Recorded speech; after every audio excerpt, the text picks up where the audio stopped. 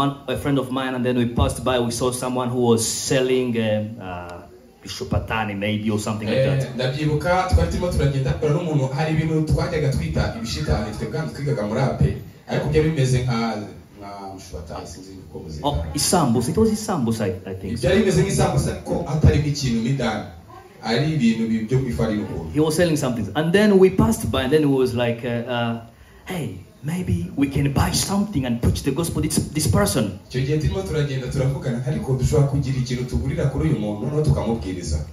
And then we were not really hungry, not very hungry. But in our spirit, we were hungry to win the soul.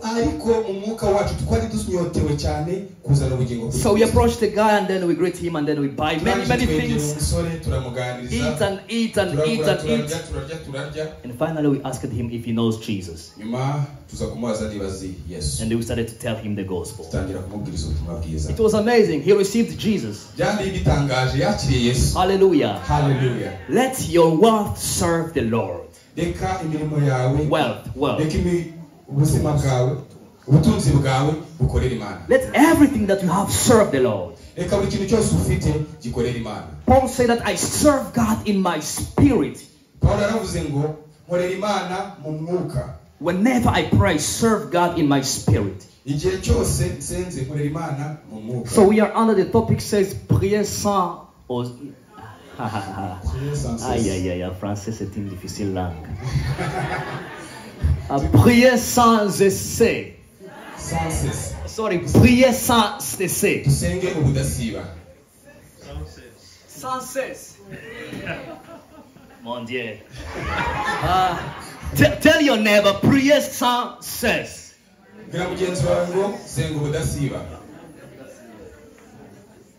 Pray without ceasing.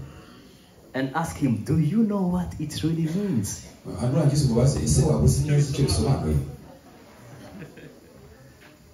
Hallelujah. I'm gonna use not long moment.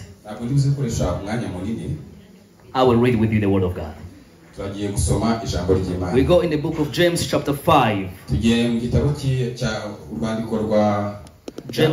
chapter 5, verse 13 until 18. And this James was one of the disciples of Jesus Christ. Anyone among you suffering, let him pray. Is anyone cheerful, let him sing psalms.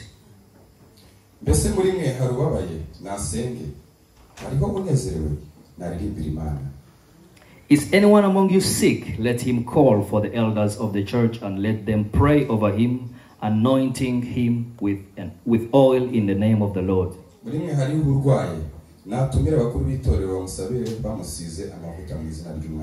And the prayer of faith will save the sick, and the Lord will raise him up. And if he has committed sins, he will be forgiven.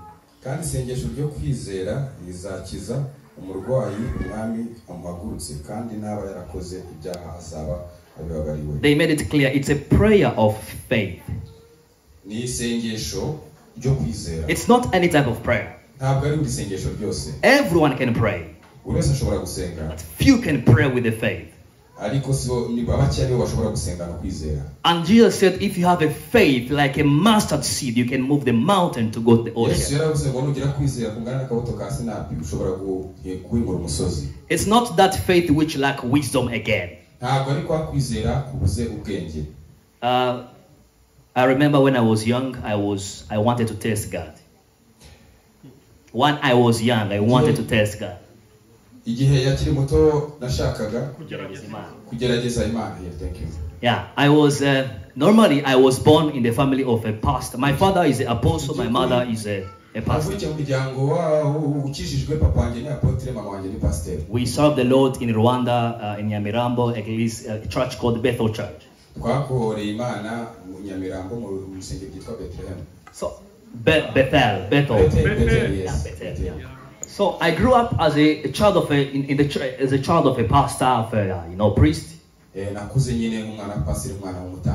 And when I grew up, after I was at a certain level, I was thinking, but man, wait, these things I have been following, maybe it's because of my parents, it's not because of me,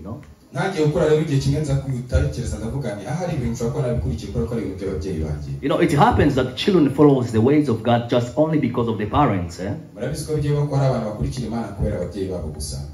You see? So it was same as me. So I was like, no, come on, let me. I wanted to think again and see really if I can see God in my life as well.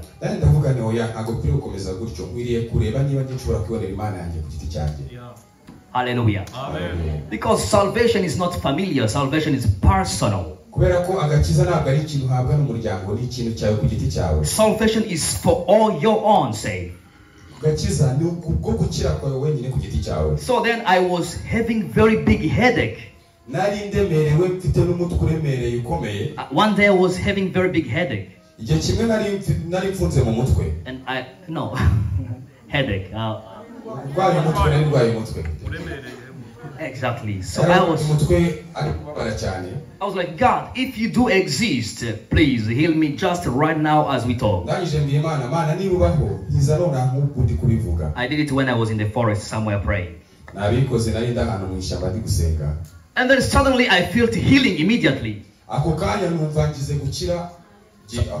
I had a doubt. I had to kick my head to feel out, do I really still have a pain or not?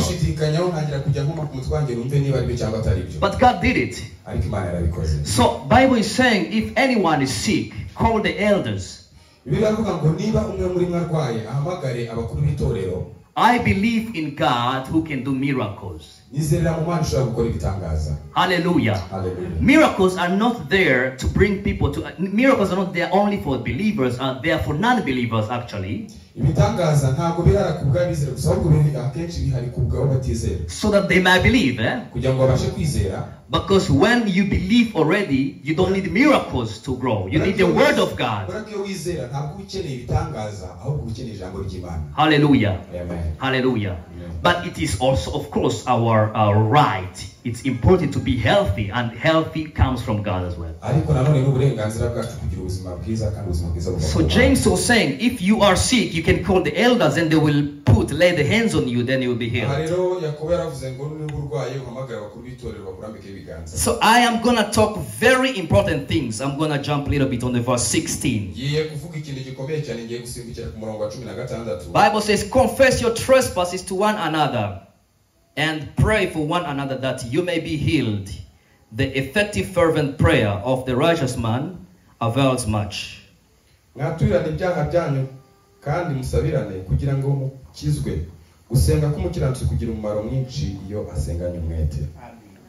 Say hallelujah. Hallelujah. Is here any a righteous man? Please, can you raise up your hands? Do we have a righteous man here? Hey, are we righteous or not? If you are not righteous, then the heaven is not yours. No. Amen. Amen. Hallelujah. Hallelujah. You know, since many days ago, we learned different things. I just want to talk about righteous person before I talk about the importance of the prayer of a righteous person. We learned a lot about a righteous person. What it requires to be a righteous person. Allow me to use my voice if possible. Yeah? Oh, pardon, sorry. Yeah, no problem. So, what is a righteous person? What does it mean? In the Old Testament, righteousness could be brought by the law. They could measure you that you're a righteous person according to how you fulfill the laws. So if you couldn't fulfill the laws completely well, then you were not a righteous person. And the laws, we only speak 10 laws, commandments, but there was 613 commandments.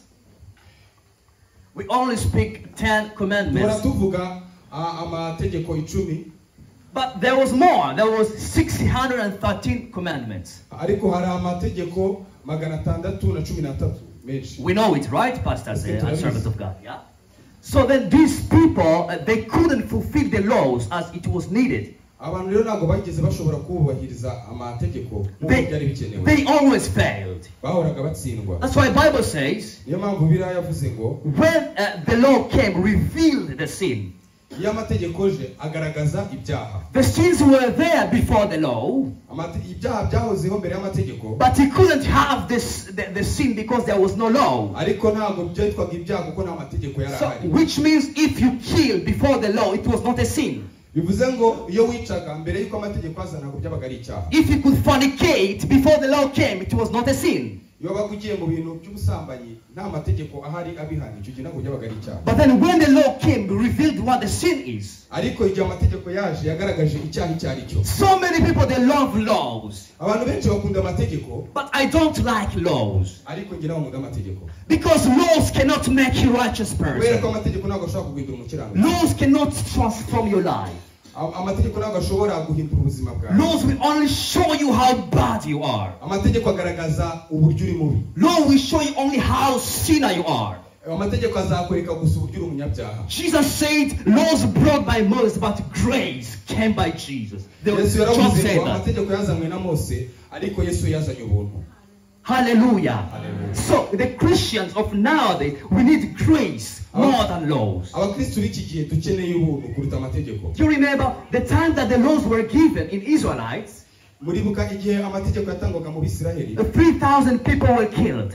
abantu 3,000 barapfuye barishwe. On the time grace were given in the moments of the apostles, ariko mu gihe ubuntu bwazaga mu bihe by'abigishwa 3,000 people got saved. abantu 3,000 barakijijwe. Because Peter preached the grace. kubera ko petero yigishije ubuntu. We need to preach the grace. dukeneye kwigisha ubuntu. Because law cannot do anything for kubera ko us. amategeko nta kintu na kimwe If yakora. law would be able to transform us, then Jesus wouldn't need to come. iyo amategeko aza kuba afite ubushobozi bwo kudukiza ntabwo yesu ari kurirwa asa. Do we agree on that? ese turabyemeranya? If laws would save us, then Jesus wouldn't come. iyo amategeko aza kuba afite ubushobozi bwo kudukiza yesu ntabwo yagombye kuba yaraje. So Bible says that the laws are like umushorera.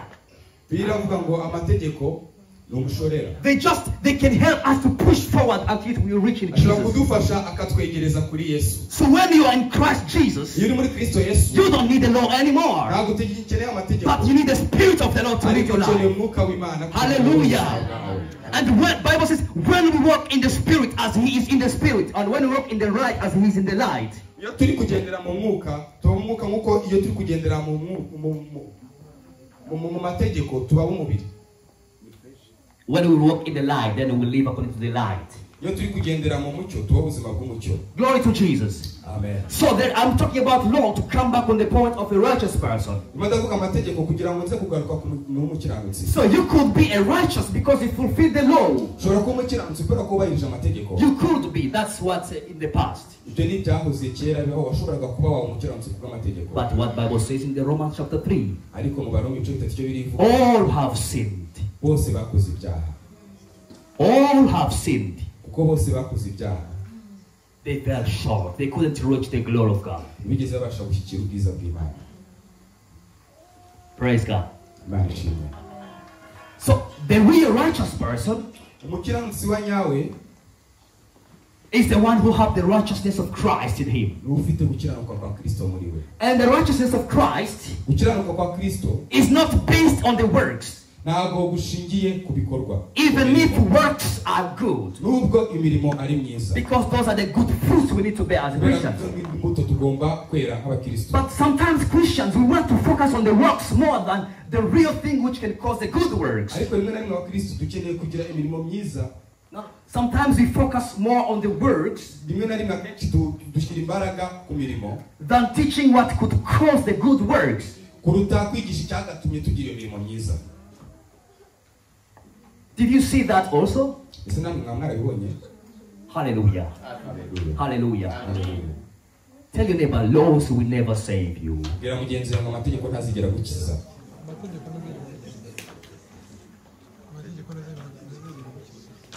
Praise God. Am I saying that the laws are bad? No. ese ndimo ndavuga ko amategeko ari mabi? oya. I'm saying grace is better than laws. ndimo ndavuga ko ubuntu ari bwiza kuruta amategeko. Praise God. Imana ishimwe. Hallelujah. Hallelujah. So here they told about the righteous person. hano bari kuvuga umuntu w'umukiranutsi. But the prayer of a righteous person kandi isengesho ry'umukiranutsi it has will avail if we pray fervently. So first of all, let us think that there is a righteousness is a gift of God we received when we received Jesus Christ. And that type of righteousness, it's not measured by the laws. No. By the works, I'm sorry. It's when you just received Jesus. And then Holy Spirit will help you. Some people are afraid to understand this type of gospel because they think then you can sin more. You can sin more. Sin. But when you are truly saved, Bible says we are picked out of the darkness kingdom. We are in the kingdom of His light. You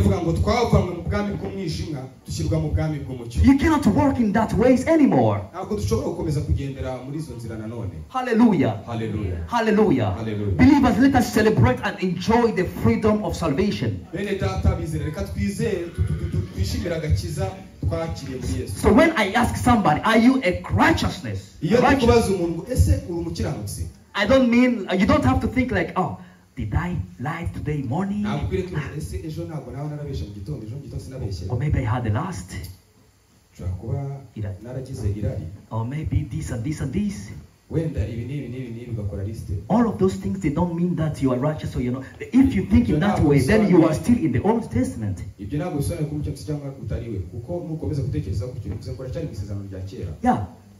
The New Testament, you don't think like that.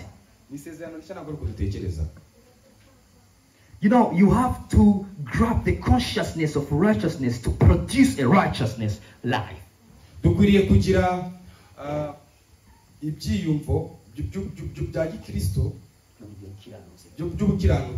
Then you can produce righteousness. In other words, righteousness lifestyle does not bring righteousness, but righteousness brings righteousness lifestyle. Did you hear me well? Righteousness lifestyle does not bring righteousness, but righteousness brings righteousness lifestyle. Because it produces. Once you received that Lord, that Lord, I said yesterday that you received the righteousness. You received the redemption and the holiness. Because who knew no sin, God made him sin that we may become the righteousness of God. Hallelujah. Hallelujah. Praise God.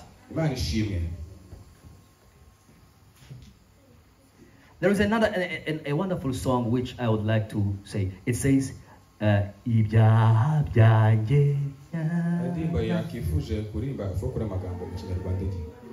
Twiririmbane.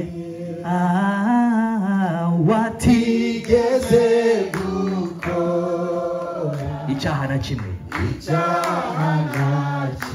Ibyaha byanjye warabyikoreye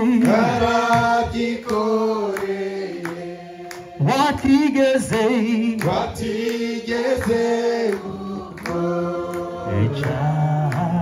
icyaha subiramo kandi ibyaha byanjye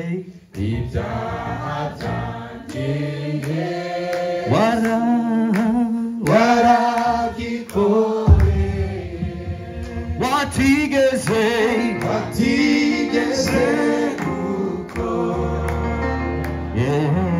icyaha ibyaha byacu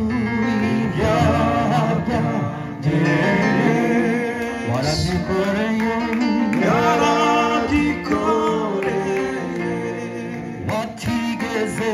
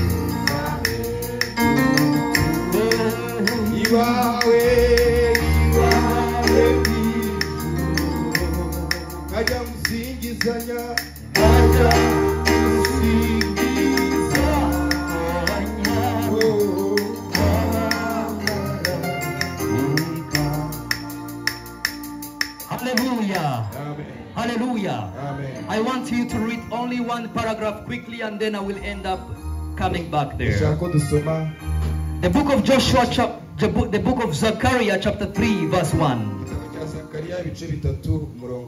Let's read quickly in only Kinyarwanda.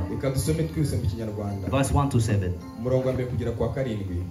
maze anyereka Yosuwa umutambyi mukuru ahagaze imbere ya marayika w'Uwiteka na Satani ahagaze iburyo bwe ngo amurege. Uwiteka abwira Satani ati, Uwiteka aguhane yewe Satani, niko ku Uwiteka watoranyije i Yerusalemu aguhane. Mbese uwo si umushimu ukuwe mu muriro, umushimu ukuwe mu muriro, umushumi. Kandi Yosuwa yari yambaye imyenda y'ibizinga ahagaze imbere ya marayika. Marayika abwira abari bari muri imbere ati, nimumwambure iyo myenda y'ibizinga. Maze abwira Yosuwa ati, ukuyeho gukiranirwa kwawe kandi ndakwambika imyambaro myiza cyane. Ndategeka nti nimumwambike igitambaro cyiza mu mutwe. Nuko bamwambika igitambaro cyiza mu mutwe, bamwambika n'imyenda. Marayika w'Uwiteka yari ahagaze aho. Marayika w'Uwiteka ahamiriza Yosuwa cyane ati, 7 Uwiteka nyingabo aravuga ati, nuko nugendera mu nzira zanjye kandi ukitondera ibyo nagutegetse, nawe uzacira inzu yanjye imanza n'ibikari byanjye uzabirinda. Nanjye nzagushyira ubyegera muri aba bahagaze aha. Amen. Hallelujah. Hallelujah. That's about Joshua the priest. You heard what God did to him, the angel did to him. He exchanged the right unrighteousness into righteous.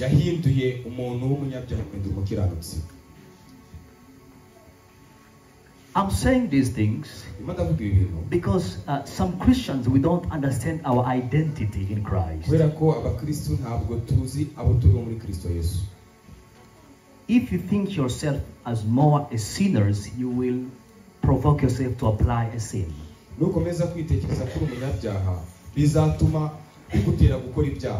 And if you provide, you create mindset of righteousness, you will live a holy life.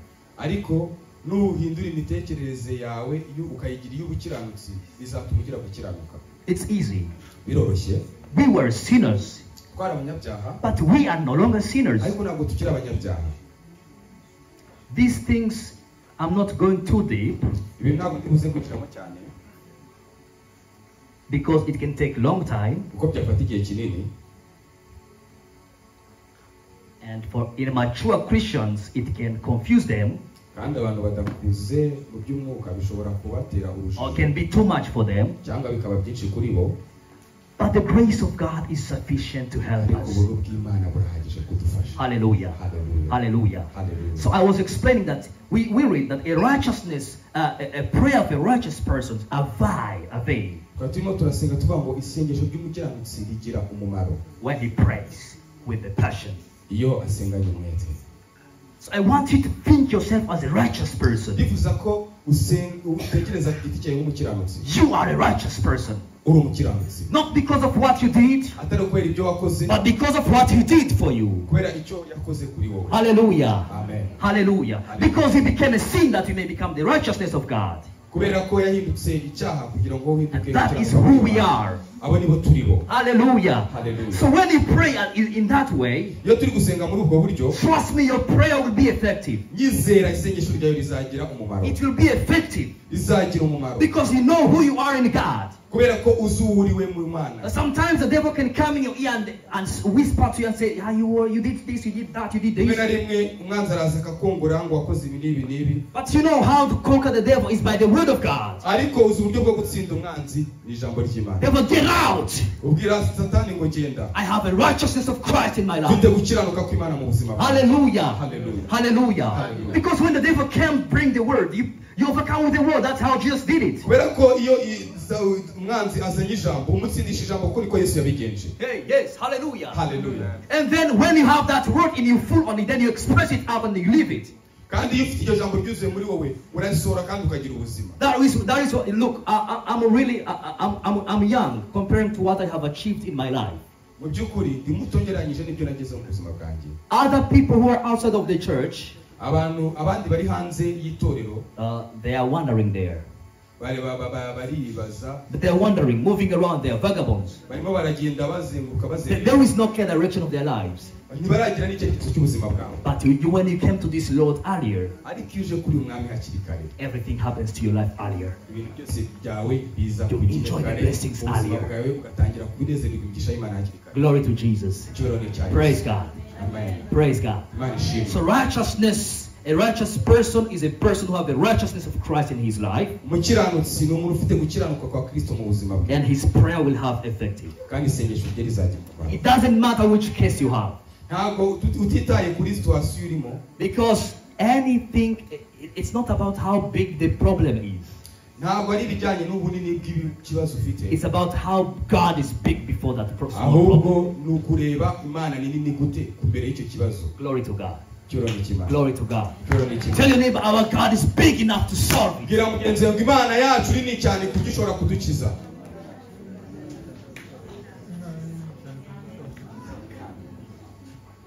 Hallelujah. Amen. Praise God. So, who are righteous people in this service? I still see few hands which are not raised. I think those ones, they are like, who approached Jesus after the sermon? Can you remind me? After he was he was preaching, and then he had to go in privately to ask more questions. Exactly. So I guess those people, they are Nicodemus who are there. So no problem. After the service, you can approach a pastor there, or me, or Elik as well. They will help you to know that you are a righteous person as well. And then you can enjoy Christian life. It's you know, to be a Christian, it's not something outdated. No. No. It's so nice. Christ is so sweet. You can wear the same way I'm wearing and speak Jesus. Am I right? Hey, hallelujah. Hallelujah. Hallelujah. Hallelujah. Do not be, I say, Paul said, do not be ashamed of the gospel, Paulo yaravuze ngo nimugaterwe ipfunwe n'ubutumwa bwiza. Because it is what? Kubera ko the power ufite imbaraga of God z'Imana which brings salvation to every hearer, believer. I will pray quickly. Father, in the name of the Lord Jesus Christ, I thank you for your word. I thank you that you explained to us today that we are righteous people. And then our prayer has effective. And everything that we're going to pray for today, it will come to pass. Because we have faith. Faith never fails. Because our God never fails. Thank you, God, in Jesus' name. I pray for the young people who are here. Help them to feel comfortable to preach the gospel. Because gospel is life. And Christ is our life. And we are proud of that. And we are so joyful for that. Lord, thank you for all. Also bless our parents here, that they will keep enjoying you more and more. All the glory and honor belongs to you today and forever, in Jesus' name. Amen. God bless you.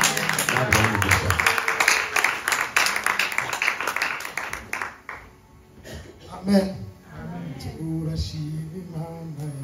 Twavukiye ku ngoma y'umwami Yesu n'imbabazi, iyo tuvuga ku ngoma ya Satani none turatwiyeze.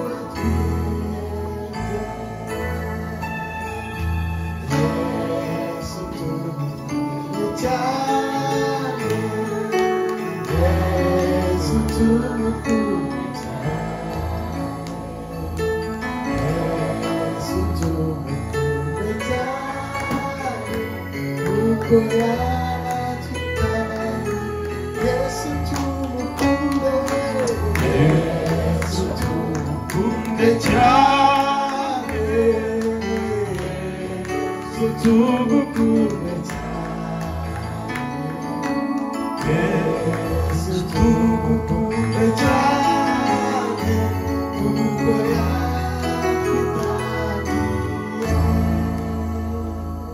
Amen. Amen. Imana imumugisha nkuko yabivuze yakoze ku bintu bikomeye bisaba igihe kirekire cyo kubyumva, ariko kubimenya ni igiciro gikomeye. Aho nageze kubisobanura abantu barabyumva barangije mu mazi yose aravuga ati shimye ko mubyumvise, ariko se dukomeze gukora ibyaha umuntu musage. Niho abantu bagera bagahita bagira konfuziyo, ariko abari muri Kristo Yesu nuko yabivuze. Ikibazo ni ukwinjira ukagerayo. Wabyumvise amategeko aragushorera akakugeza muri Kristo. Iyo umuherekeza rero twese muzarebe twakigira urugero. Abakwe abaherekeza iyo tumaze kumushyikiriza umukwe tuba tugikora iki? Twese dusubira tukagenda. Ikibazo wogejwe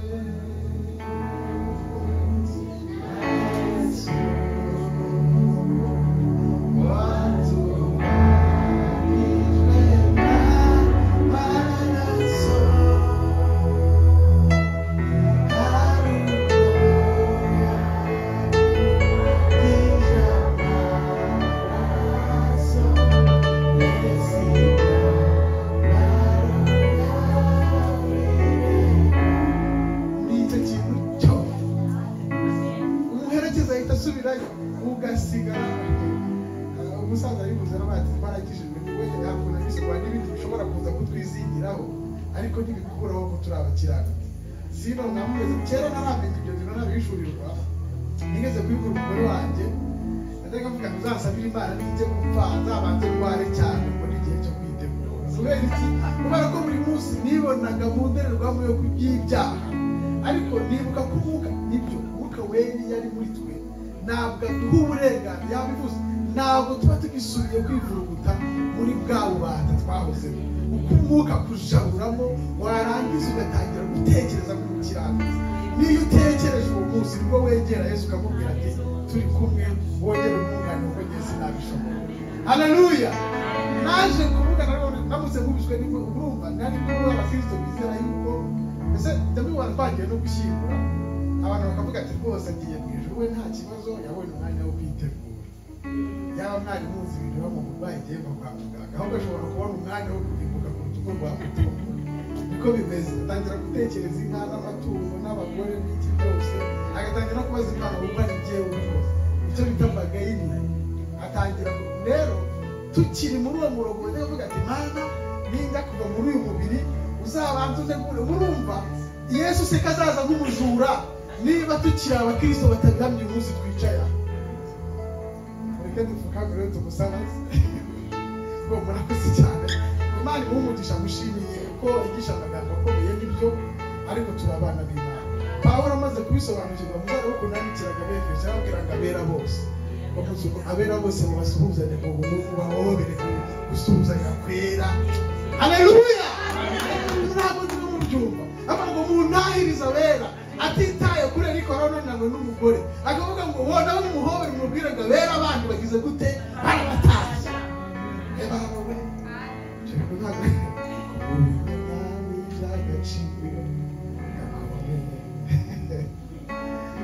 kumenya ukabyizera ukabyumvira bitangira kugenda nk'uwo. Twakiriye undi mushyitsi Madame Pasteur niwe aho abapozi batari basengera donc ndatekereza ko reka rimara musekura n'amu bivuze mu Kinyarwanda. Rero tugize umugisha wo kubana nawe muri iyi conference de retraite de prière. Ubushize twari twahuye kandi tugirana ibihe byiza tuganira tubivugaho. Rero nagira ngo muhe umwanya asuhuze iri teraniro aribwire adusuhuze natwe tumwakire kandi tumwishimiye ko nawe yagize umugisha wo guterana n'abera. Imana iduhana umugisha.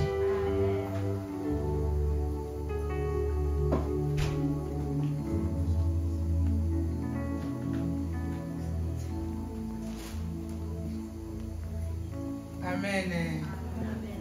Amen. Amen. Je bénis notre Dieu. C'est vraiment il est merveilleux. C'est le moment précieux dans notre vie de passer ce moment. Et la Bible nous dit, fais l'Éternel Dieu ton délice. Il te donnera que ton cœur désire. Si tu fais l'Éternel Dieu ton délice, il te donnera que ton cœur désire. Ça veut dire que mettre Dieu en première place. Et le moment qu'on est en train de passer, Dieu sait. Il connaît nos besoins. Nous avons laissé tous nos biens, tous nos luxes, et nous avons mis notre Dieu à première place. Et le reste, Dieu pourvoira. Amen. Et vraiment, le moment qu'on est en train de passer de retraite, c'est le moment vraiment que Dieu apparaît à nous.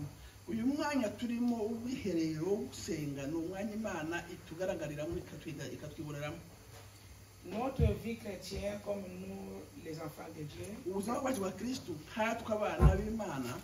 ça grandit seulement dans le moment de retraite.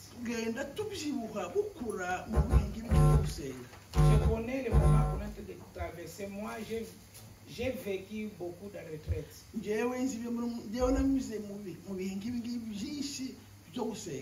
Et j'ai quitté ici Belgique, j'ai parti en Suisse, en France, Allemagne. Il y avait ces moments de retraite, les gens qui venaient partout, d'Europe, d'Afrique, de Gabon, partout, on faisait retraite comme ça ensemble. kandi abantu benshi bavuye Buraya no muri Afrika bazaga kumva ibyo Imana itubwira. Et là on se réunissait plusieurs catégories de gens. On parlait pas les mêmes langues, mais dans le moment de retraite, Dieu faisait que nous tous on parlait même langue. Twese twahuriye tuvuye mu moko atandukanye tutavuga ururimi rumwe, ariko mu gihe cyo gusenga no kuganira Imana yagiraga uburyo twese twumvikana ijambo ry'Imana. Et là dans les retraites, on avait le moment de maman pasteur prenait leurs renseignements comme maman pasteur. Ubwo kandi nk'abagore b'abashumba bafataga abagore b'abashumba bagenzi babo bakagira umwanya wo kwihugura mu byabo. Pour être maman pasteur, ce n'est pas facile parce que tu as le temps de brebis pour que tu puisses se prendre en charge. Kuba umugore w'umushumba birakomeye, bigusaba kuba ufite byinshi kugira ngo ufite intama nyinshi nawe ugomba kugaburira. Il faut être encadré. Si tu n'es pas encadré, tu vas faire les bêtises. Mais il faut prendre les témoignages. Les gens qui sont supérieurs de toi, c'est seulement la retraite. Ugomba kuba warize warihuye kandi nawe ukabiheshwa n'abantu bagukuriye kugira ngo ufate ubumenyi nawe uzabwiriza abandi bari munsi yawe. Et pour être un bon chrétien, un bon responsable, c'est seulement la retraite. Tu vas prendre l'expérience des autres. Kuba umukristo nyawe no kuba mu mahugurwa nk'aya ntabwo ubihabwa gute gusa ariko ugomba kuza ukiga. On connaissait en partie ces Jésus, c'est lui qui connaît tout. Twebwe tuzi duke cyane Yesu uzi byose. Mais bien aimé, hier papa fidèle m'a donné l'adresse. Hier j'étais de l'autre côté. Finalement c'était en face. L'autre côté il y a une salle là aussi de fête. J'étais là, j'entendais, c'était fermé. Aujourd'hui ce matin j'ai venu avec pasteur. On attendait là-bas, c'était fermé et j'ai téléphoné maman. J'ai retourné à la maison, il m'a dit que c'est l'autre côté. Inshuti zanjye papa fidèle yampaye adresse ariko twe twibwira ko ari ahandi hakurya hari. Ejo twaraje naraje nahagera nsanga hakorerwa ubukwe ndategereza hari yafunze ndataha. Mu gitondo n'umutware wanjye nanone turahajya turategereza ndongera ndataha. Nyuma nibwo nahamagaye mama ampa adresse ko ari hano. Dans le livre de Actes 12, mu byakozwe n'Intumwa 12 Bible nous dit Bibiliya tubwira ngo Jacques et Pierre, mais bien aimé Jacques, il était captivé et à cause de la parole de Dieu. Petero na Yakobo bari mu mboho kubera ijambo ry'Imana. Et ils ont pris Pierre. Bafashe Petero. Et quand Pierre il était arrêté, Petero bamaze kumufata, et l'église s'est réveillée en prière. Itorero ryarahuye gusenga. Et dans la prison là où Pierre était, aho Petero yarafungiye muri gereza, il était enchaîné avec tous les chaînes. Yarafunzwe n'iminyururu wese. Enchaîné dans les 4 squads. Yarafunzwe kandi agoswe n'ibikuta bine. Dans le milieu des prisons, hagati muri gereza, et là il était encore enchaîné. Donc la personne qui est en prison, nimwibwira umuntu uri muri gereza bakongera bakamufunga n'iminyururu. Et on les met encore les chaînes avec les prisonniers. Barongera bamufa iminyururu kandi abahanye n'abandi bane bari kuhande rwiwe. Donc dans les prisons, il ne peut pas se sortir. Uri muri gereza ntaho wanyura. Mais bien aimé, le moment qu'on est en train de passer, ariko mu gihe tumwe tumiramo, on ne sait pas quels les prisonniers on est en train de libérer. Tuzi imfungwa turimo dufunguza nona. Même nous les serviteurs de Dieu, c'est pas facile. Natwe abakozi b'Imana ntabwo byoroshye. Mais bien aimé, ce jour-là, l'homme de Dieu qui a fait ressusciter Tabitha, inshuti za Yesu wa muntu wazuye Tabitha, et pour lui-même l'homme qui était infirme devant la porte de la mer, il était élevé à cause de lui. Ndetse na wa wundi wagubye cya kirema imbere y'irembo, il y avait un miracle qui s'est passé à cause de lui. hari ibitangaza byakozwe kubera we. Mais un jour il se retrouvait en prison. Ariko umunsi umwe yasanze nawe yafunzwe. Mais bien aimé, il y a tant sortes de prisons. Hariho ubwoko bwinshi bwa gereza. On peut avoir une prison de pression. Ushobora kuba ufite Il y a peut avoir une prison de maladie. Je vais faire l'effort pour se sortir, mais j'arrive pas. Je vais prêcher, mais j'arrive pas. Je vais évangéliser, mais j'arrive pas. Mais bien aimé, c'est seulement dans la prière. C'est le moment précieux. J'encourage mes bien-aimés. Je suis parmi vous de participer. Je connais le miracle qui se passe au moment de retraite. L'église se réunissait. Il priait. Il y avait la mort. Mais cette fois-ci, nous refusons la mort. Cette fois-ci, nous refusons la division.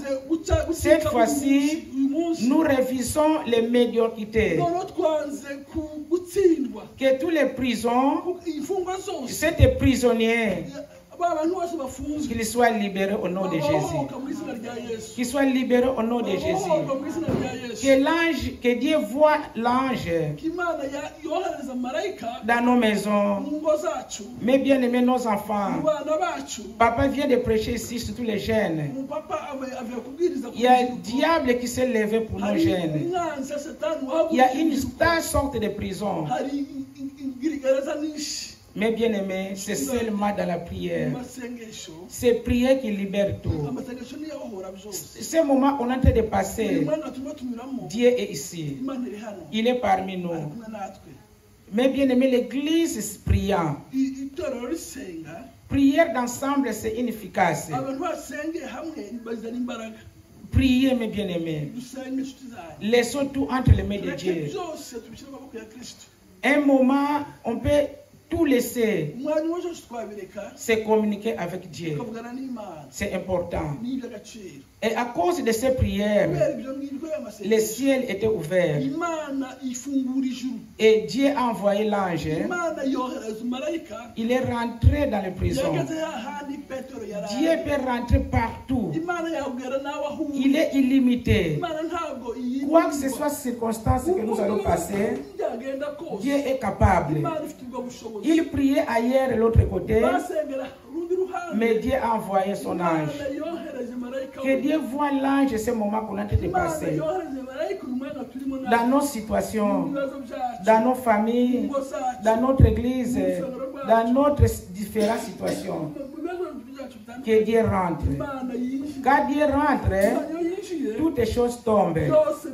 Quoi que ce soit malédiction, tombe au nom de Jésus. Amen. Et des portes s'étaient ouvertes. Des portes de bénédiction, des portes de joie, des portes de restauration. Et tout le monde a vu ces bénédictions. En sortant dans ces lieux, que Dieu voit, que tout le monde voit les choses qu'on a venu chercher ici. Car ce jour-là, c'était Moïse. Quand il est monté, quand il est descendu, tout le monde a vu qu'il est rencontré Dieu. Que Dieu nous bénisse. Que nous bénisse ce moment. Tous les programmes qui vont se passer, que Dieu soit avec nous. Dans notre retour, que la bénédiction nous suive. Au nom de Jésus. Que Dieu nous bénisse. Gloire à Dieu. Amen. Imana imuhe umugisha.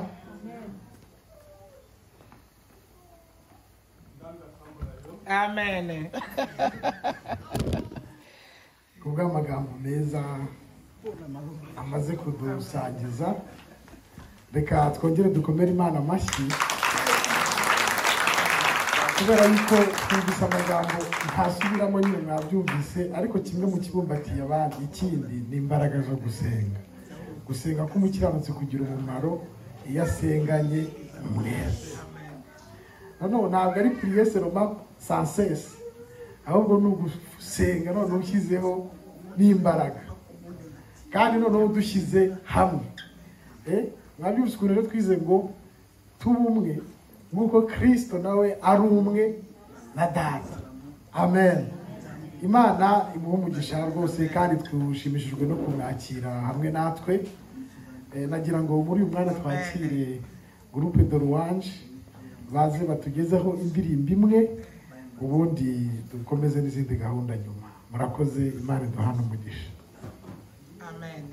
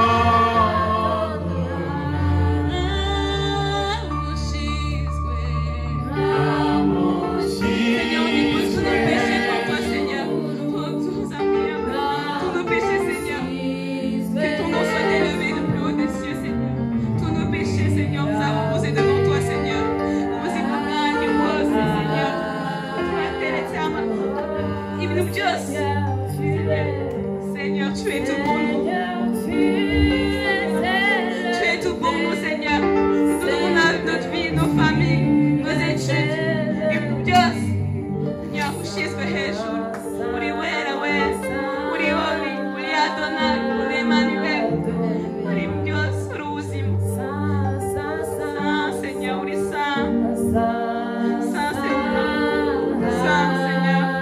Nous sommes là pour prier, Seigneur. Nous sommes là pour prier, Seigneur. Nous sommes là pour t'adorer, Seigneur. Nous sommes là pour t'adorer, Seigneur. Nous sommes là pour toi, Seigneur. Tu es toute notre vie. Tu es la raison pour laquelle nous nous réveillons le matin. Tu es notre motivation. Nous grâce. Tu es tout, Seigneur. Tu es la personne qui nous permet de nous réveiller ce matin, Seigneur. Et d'avoir des enfants. Seigneur, tu es là parmi nous. Tu combattras pour nous. On n'a aucune crainte parce que tu es nous, Seigneur. Nous sommes là pour t'adorer, Seigneur. Nous sommes nés pour t'adorer. Nous sommes nés pour suivre le chemin qu'on t'a choisi pour nous, Seigneur. Nous allons suivre le chemin que tu as choisi pour nous, Seigneur. Nous allons devenir les personnes que vous voulez qu'on devienne, Seigneur. Nous sommes là, Seigneur. Nous ne sommes là pas par notre seule grâce, Seigneur. Nous sommes là par ta volonté. Et pour ta volonté, Seigneur. Nous vivons par ta volonté, Seigneur. Nous survivons par ta volonté, Seigneur. Nous aurions pu tomber, mais grâce à ta volonté, Seigneur. Vous nous avez élevés parmi le monde, Seigneur.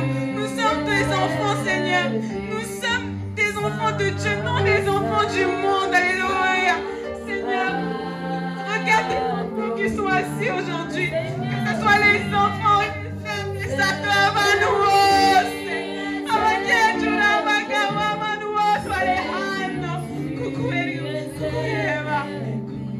Priez, Seigneur. Nous dépensons.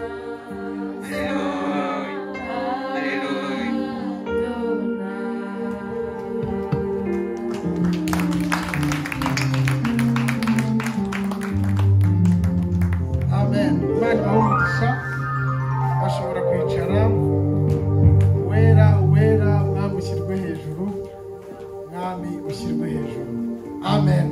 Amen. Turakomeje n'ubundi twaririmbaga ariko tunasenga uko murabizi ko muri uwanje na adoration Imana yikonegitamo igakora ibintu bikomeye iyo umutima uri hamwe. Yarabikoze ubwo abami bajyaga kubaza ubitaga Elisa bamugisha inama bw'uko batsinda urugamba. Arangije arambwira ngo batumire abaririmbyi bazi kuririmba ndetse bazi no gucuranga. Barabatumiza. Bibiri tubwira ko nta ndimi yavuzemo nta kindi, baracuranze gusa. Arangije ahanurira abami arababwira ngo Imana igiye kuzatembesha muri ya butayu amazi, muhira ingamiya zanyu, nimurangiza mukomeze urugamba kandi mu rutsinde.